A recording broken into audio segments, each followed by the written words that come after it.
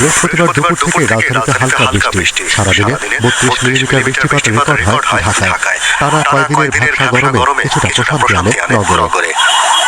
তবে চট্টগ্রামে 24 ঘন্টার চিত্র ভিন্ন। বুধবার মধ্যরাত থেকে মুষলধারে বৃষ্টি ঝরছে বন্দর নগরীতে। বৃহস্পতিবার সন্ধ্যা 6টা পর্যন্ত সেখানে বৃষ্টি হয়েছে 147 মিলিমিটার।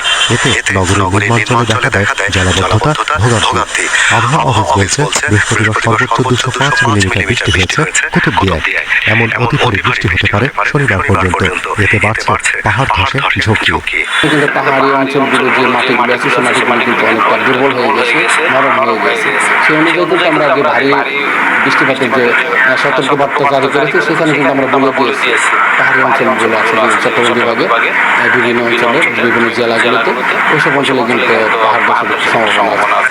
আবহাওয়া অধিদপ্তর জানিয়েছে মৌসুমী বায়ু সক্রিয় থাকলেও জুলাই স্বাভাবিকের চেয়ে 18 ভাগ কম বৃষ্টিপাত হয়েছে। তবে আগস্টের শুরু থেকে টানা ভারী বৃষ্টি হবে চট্টগ্রাম, খুলনা, বরিশাল, রংপুর, ঢাকা ও সিলেটে।